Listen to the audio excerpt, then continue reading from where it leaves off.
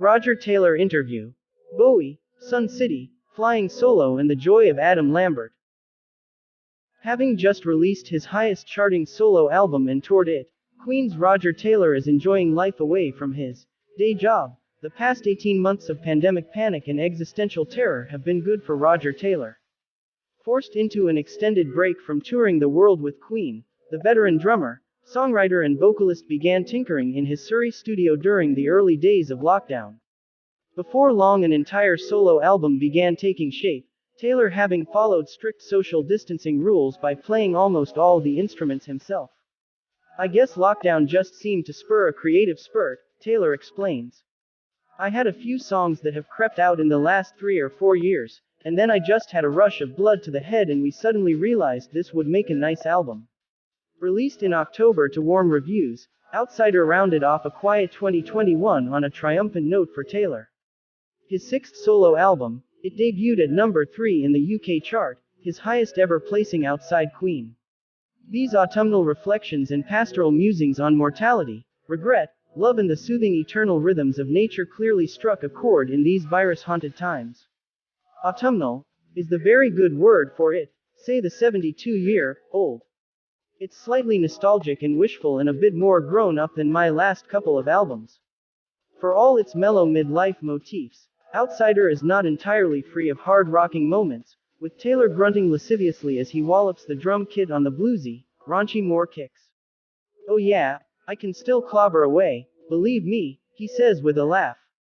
"But I like to think I clobber with more subtlety these days. Maybe not quite as much power, but more technique. My son Rufus has got all the power now. He plays for the darkness. He is possibly the loudest drummer on earth." Outsider climaxes with Journey's End, an ambitious mini-symphony that clocks in at even longer than Bohemian Rhapsody. Lush and cinematic, most of the album's ruminative sound paintings are rich in echoes of David Bowie, John Lennon and Pink Floyd, but far removed from the sound of classic Queen. "I don't try and sound like anybody," he insists. "I don't try and sound like Queen or not sound like Queen, I just want it to be me.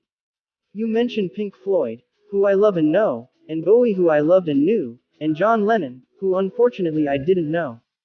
I'm not trying to sound like any of those people, but maybe the influences come though subconsciously." Speaking of Bowie, Taylor paid tribute to his late friend and collaborator by performing a rousing cover version of Heroes on his nationwide tour in October. He recently claimed that if he could relive one event in his life, it would be the weekend that he and Bowie spent finishing off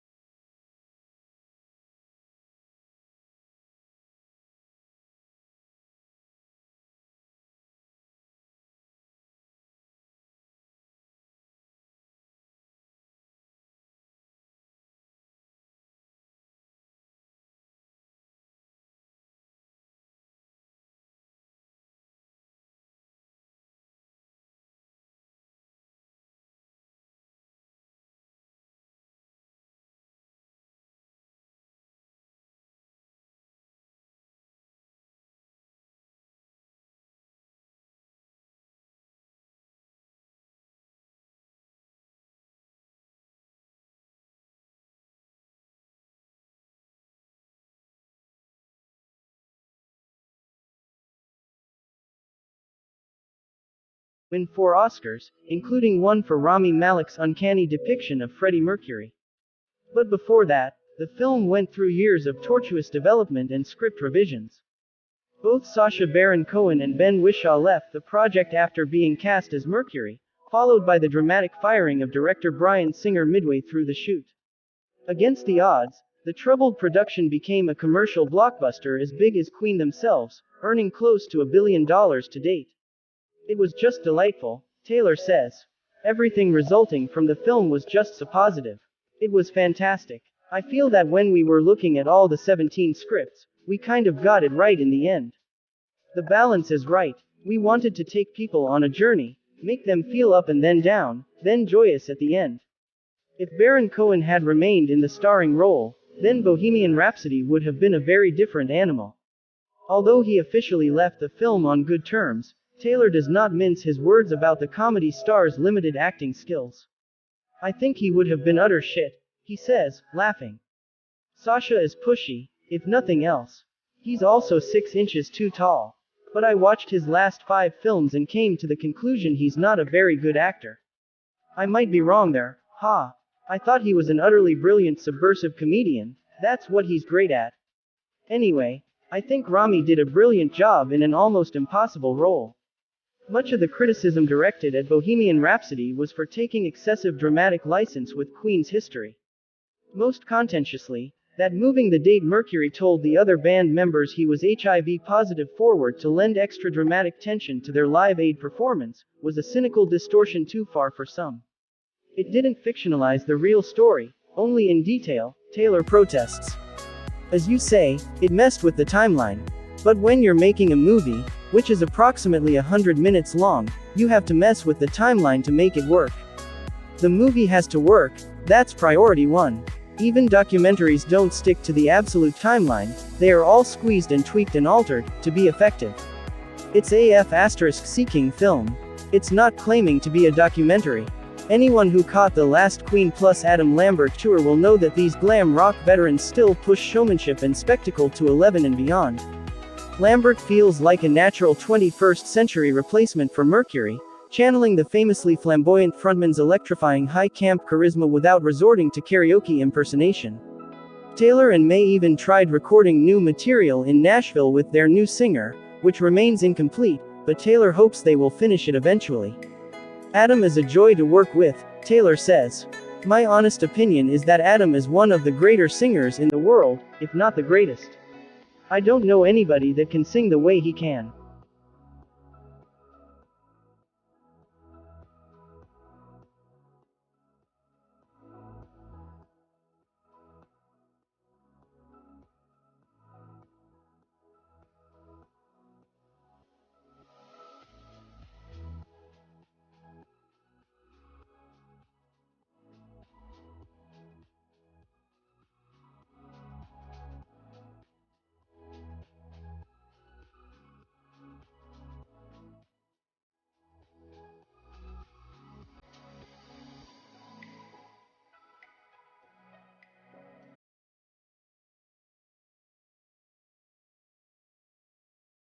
Thank you for watching. Don't forget to subscribe, like, share, comments.